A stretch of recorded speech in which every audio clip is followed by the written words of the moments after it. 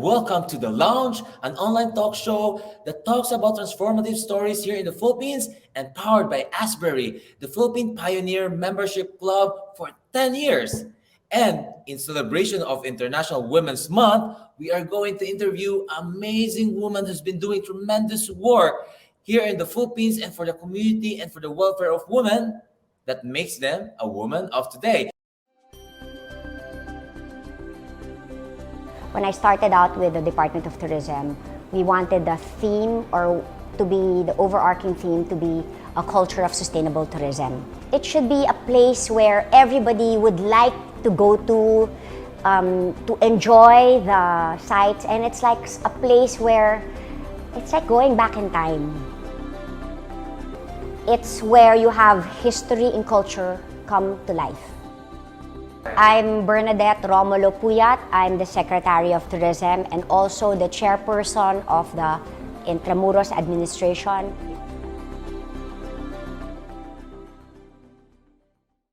So today we are honored to have our first episode guest, which is the woman behind the tremendous work in the Department of Tourism here in the Philippines for the last 3 to 4 years. So with no further ado, let's welcome Tourism Secretary Bernadette Romulo-Puyat. Hi. Hello, Berna. Yes, good day. And I'm so flattered that I'm your first guest for your first ever show. Yes. May sa likod mo may dumaan. Yes, I know. It's nag-deliver siya ng drinks. Before we go straight to the questions, I remember that this is our 5th engagement, and I would like to thank your office, especially you, for supporting our previous engagement with the Bangsamoro region. You've been doing a lot of things for not just for Intramuros. We also did with the Cebu and Mindanao ecotourism, and with the cultural and arts in Bangsamoro region, and you've been part of that, and thank you so much. Always a pleasure as long as we promote our country. Yeah. And with no further ado, let's go straight to the interview because I know you're a busy woman, and let's go to it. So our first question, Sec Berna, is that who are you before becoming a public servant? I mean, I know that you've been an economic professor for 14 years on and off, but aside from that, before serving in public, who are you? And I think that is the question where a lot of people always ask, because a lot of people always think that, oh, it's Secretary Berna from the Department of Tourism. You already planted your footprint there. However, people would want to know, who are you before that? Well, as soon as I took my master's in economics, and I already started teaching at the UP School of Economics. So, before I took my master's, I was for a while a preschool teacher, and then strangely enough, aside from being a preschool teacher and a short stint at the IBM, I've always, I guess, realized. I mean, it wasn't like a path that I wanted to take. It was just so happened that I was passionate about teaching. I wanted to teach, and then the reason why I actually took my master's was because you can't teach at the UP School of Economics if you don't have your master's. So that's it. I never really realized it, but my path has always been working in the government. So I taught, as you've said, on and off 14 years at the UP School of Economics. I taught economics 11, macro, micro, and public economics. And after that, of course, as I've said, on and off, because I guess the only thing not connected to being in government is being a mother.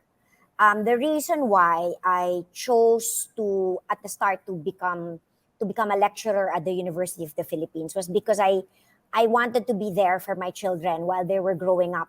So while I was teaching at the UP School of Economics, I would send them to school, pick them up in school, etc. For their first 7 years, I was really a mom, a homemaker, a housewife, etc. So teaching at the UP school allowed me to become a housewife and a mother. Yeah. And I also know that you have served like three president already. During your public service experience, you have I you have also worked partly in Congress. Correct me if I'm wrong. Presidential Management Office and the DA. Then now with the DOT, and giving this public stereotype. Sometimes they would always say that politica, madumi sa politika. We always have that term. So, who influenced you to choose the path of public Mm-mm. service despite all of these challenges that we have now here in the Philippines? Yeah, I never worked in Congress, but I worked at the HUD-CC. I worked at the Presidential Management Staff, Office of the President, then Department of Agriculture for three presidents. I started off with former President Gloria Macapagal Arroyo, then former President Pinoy, and of course President Duterte. But um, I guess the one that influenced me was my father. My father was an assemblyman in Quezon City. That was 1984. Then he became the DBM minister. The time you called it minister, not secretary. Then after being the DBM minister under former President Cory, he became a senator 2 terms. And then after that, he was appointed as first Department of Finance executive secretary, and then Department of Foreign Affairs. So I guess I was largely influenced by my dad, because growing up, that was what I grew up. That my dad was always working, and I grew up actually a lot of people my age.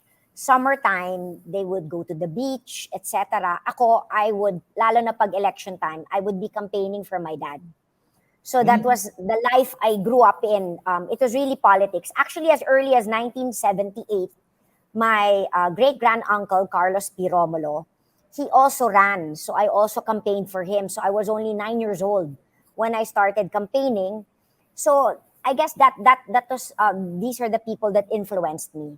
I guess you choosing the path of public service, given your experience with families, it was not as hard anymore to adjust to the life of politics.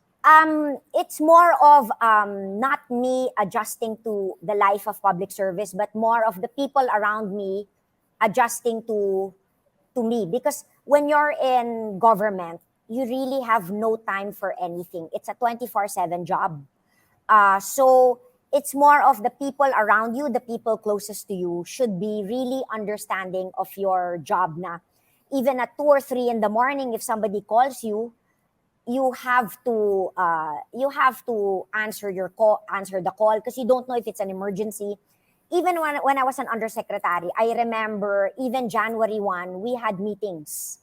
So even holidays, that's not sacred, because if you're called for a meeting, you have to attend.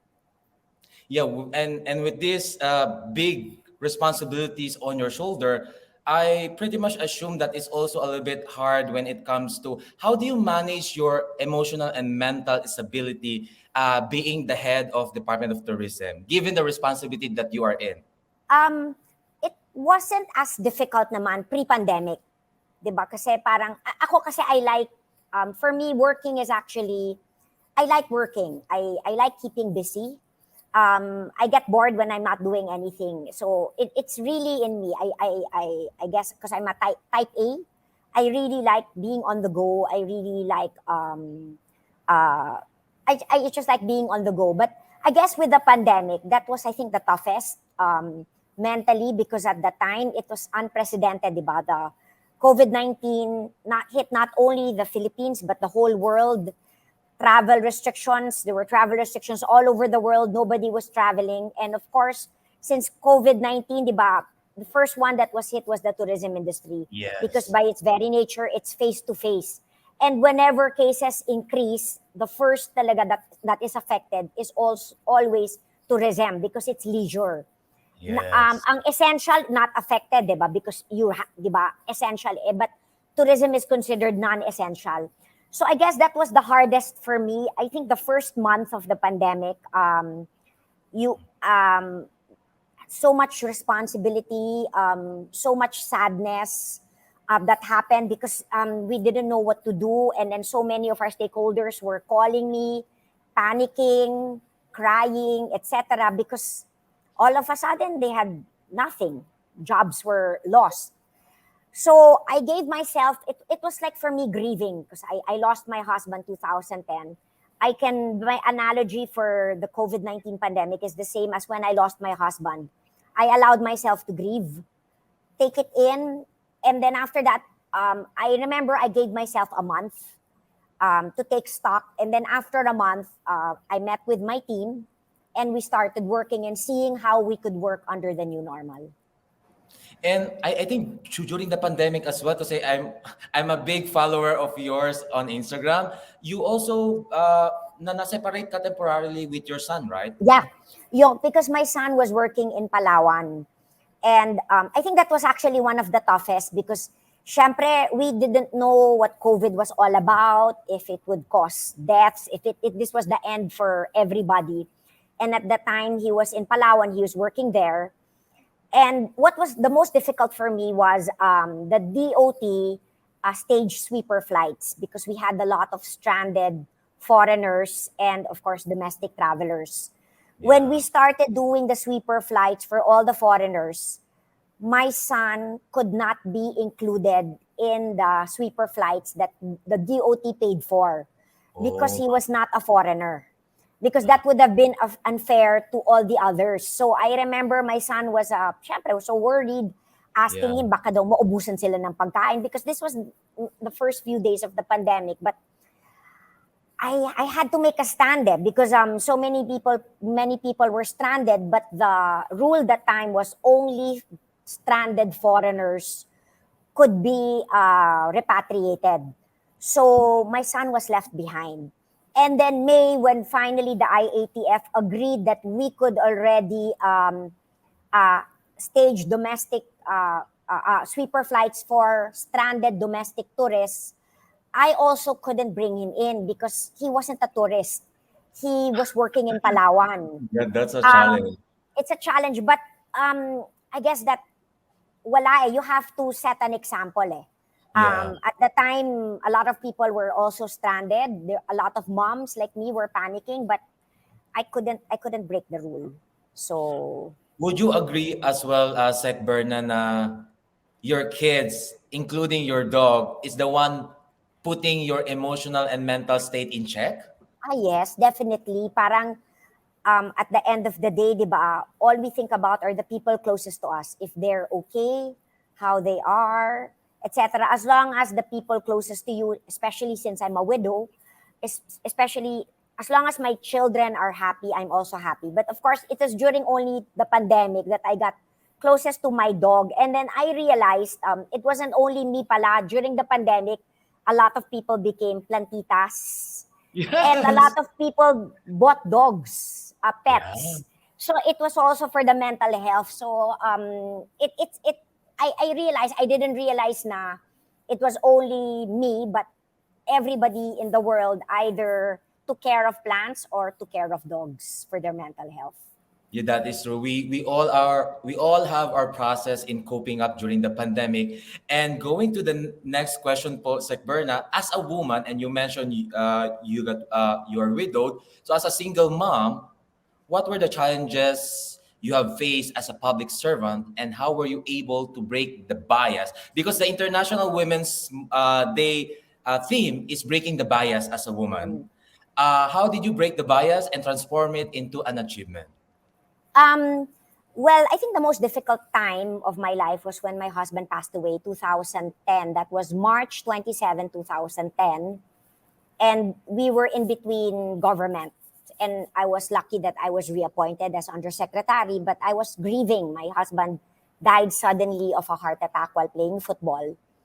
And at that time, it kasi grieving it was also sudden and my work became my refuge. But then I realized that, and then at that time, since there was a change in government, I was asked by the new secretary to handle gender and development.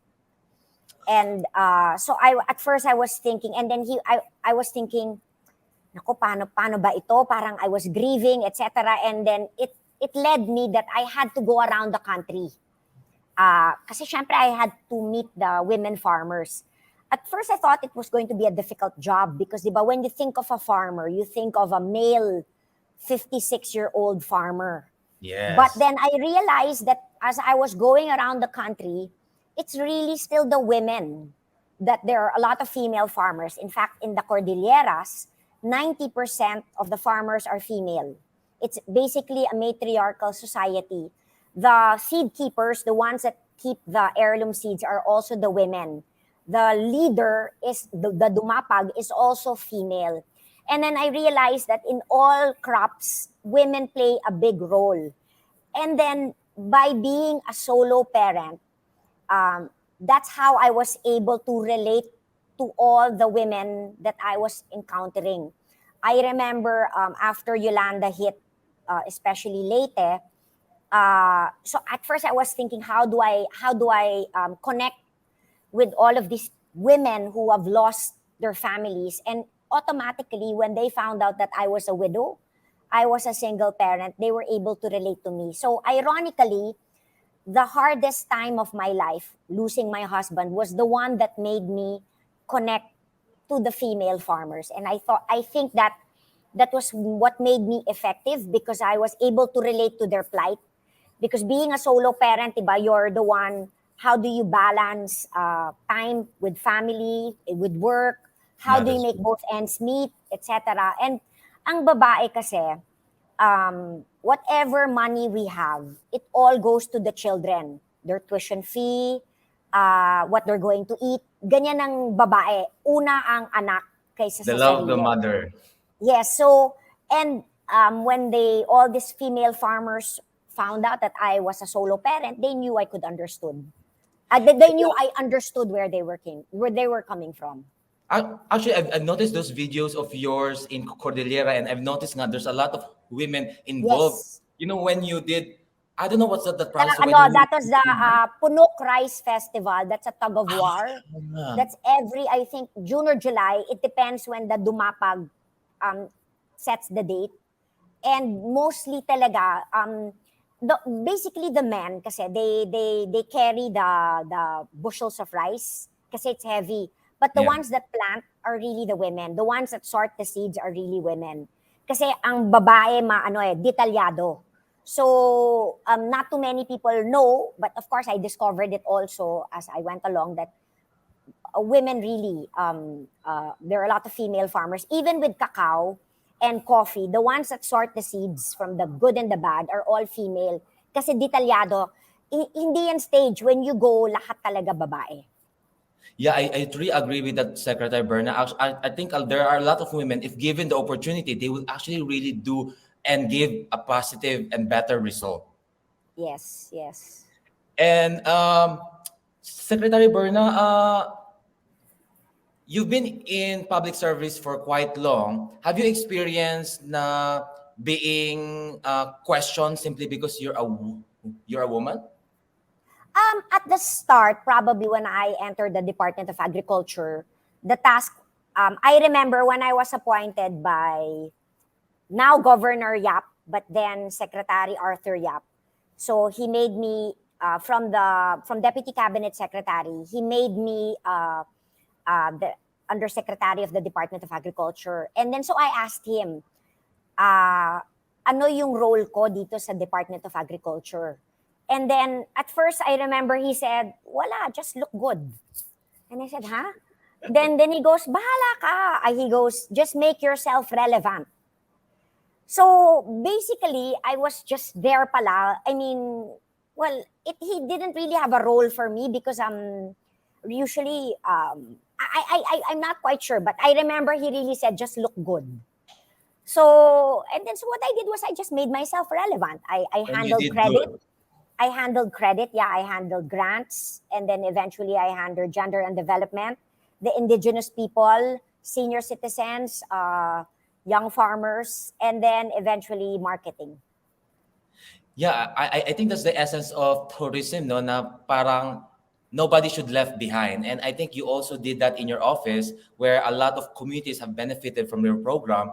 And Secretary Berna, you started as the Secretary of Department of Tourism 3 or 4 years ago, and when you started, you inherited a department with a lot of scandals and challenges, and there comes the COVID-19 and the cost of, especially now the cost of this Ukraine war, the fuel are going up, so that will also change with the pricing of the goods. So how do you manage that, controlling the tourism, that it will still be affordable for everyone and still reachable Um, for everyone? I think it's quite important in the tourism sector. This is actually what I learned coming from the Department of Agriculture, that you closely work with the private sector. And you always and any secretary is only as good as the people you work with. I must say that I didn't do this alone. I am with very, very capable USEX, ASEX, my chief of staff. I'm so proud of them, because without them, hindi ko to magagawa.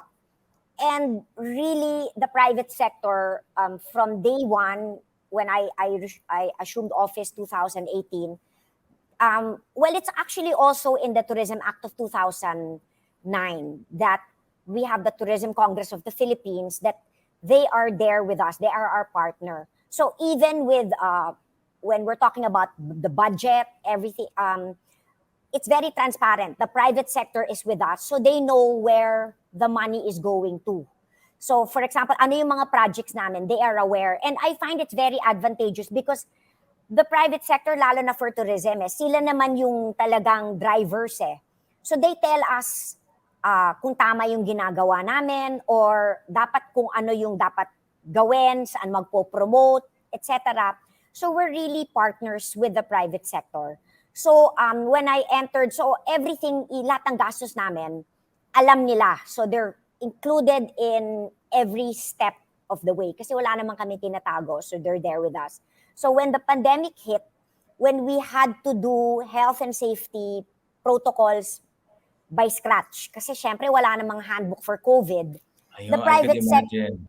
syempre in other countries, wala naman may handbook about COVID So we work closely with the private sector in drafting the health and safety protocols for accommodation establishment, tourist transport, tourism destination. Kasama namin sila every step of the way. And we always consult with them. Yeah, that's actually good. We are all faced with a lot of challenges, and I'm sure the Department of Tourism have experienced much bigger responsibility for the entire country. Sec Berna, as your term ends, and given the landscape of the world now, what do you think is the legacy that will you leave to not just Department of Tourism, but also to the tourism communities, industry, and also to the country? The one I'm really proud of, I'm so proud of the Department of Tourism, is 2 years in a row, we already have had an unqualified, the highest audit rating, unqualified opinion from the Commission on Audit. It means that everything is transparent, everything is above board. And the last time we had that was 2009. So I'm quite happy that 2 years in a row, we achieved the highest audit rating of the COA. So I owe that to the men and women of the Department of Tourism, because mahirap, 'di ba? Kasi ang dami-daming mga documents, maraming kailangan proseso gawin, but this has to be done so that everything is transparent. Number 2, when I entered the Department of Tourism, Boracay had just closed. I entered May 8 and Boracay was closed April 26. President Duterte closed Boracay because he called it a cesspool. The coliform level was at 1 million and the normal coliform level is at 100. So he closed it because Boracay was so dirty, environmental laws were not being followed. So our chair was the DENR, Sec Roy Simatu, and my co-chair was the DILG, Sec Anyo. We made sure that all environmental laws were followed. So Boracay was closed for 6 months, and since it has reopened, even up to today, the coliform level is way below 100. It's about 15 to 30. So the water is very clean. So we owe that to the president. We created awareness and a culture of sustainable tourism. So Would you also agree? Would you also agree, Sec Berna, na when you got appointed kasi, you said in the press, in the media, na maglilinis ka ng department. So would you agree na naglinis ka and that is your legacy? I think with the highest COA audit rating, that's actually proof that everything is transparent, everything is above board. Yeah, that's good to know, Secretary Berna. And you did tremendous work in the Department of Tourism. Looking back with all these experiences, professional experiences of yours in both, private life and also public life, what would you say to your younger self or to that little girl in the mirror? If I could go back in time and then talk to myself, probably I'm just going to say everything will turn out well. Don't worry. That's it. Because sometimes, but when we were younger, we would go through all these difficulties, all this pain, all these trials, and we think na, nako, paano ko ito mararanasan? Even as 2 years ago, when the pandemic hit the whole world, oh wow, it was I didn't know what was going to happen. There was no light at the end of the tunnel, and so if I can go back to my younger self, I would tell her, don't worry, everything will be all right. And what would you tell the women of today, facing all these challenges in the world or in the country here in the Philippines? What can you tell them what they should learn from you? With all the women today, Filipino women lalo na, are very nurturing, caring, yet we are strong. With all the women in the world, kaya mo yan. If you're facing difficulties, just remember that this will pass. Just move on, do what you're doing, and just know that being a woman, you are strong, you are resilient. Last follow-up question. What's next for Secretary Bernadette Romulo-Puyat? I actually haven't thought about it. I always take it a day at a time. Right now, we're wrapping up. We were successfully able to reopen to visa-free countries, to 157 countries last February 10. And this April 1, the country is finally opening to all fully vaccinated foreigners. So we're still a lot to do, and I just promise that I will do my best. Kahit na patapos na, I will still do my very best. You won't catch me still being idle. I will do everything for the tourism, our tourism stakeholders until the end of my term. Yes, and I think everyone, especially a lot of people here in the Philippines, expect nothing less from Secretary Bernadette Romulo-Puyat. Ensuring that tangible treasures that immortalize our history are now accessible to the public is commendable.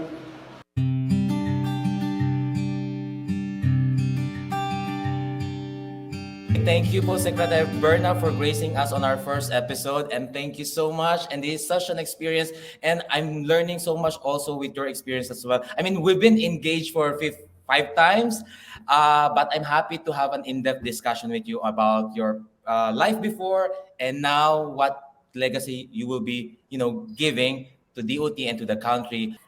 Thank you very much again for inviting me to your very first show. It's an honor to be here to talk to women, to talk to all Filipino women. I just want to tell all of you that even if you're not the Department of Tourism Secretary, you can do your bit to promote the Philippines. Just by eating local, buying local, promoting local, that's already promoting our country. All my message is just love our country, and loving our country, promoting local, this will definitely help the economy.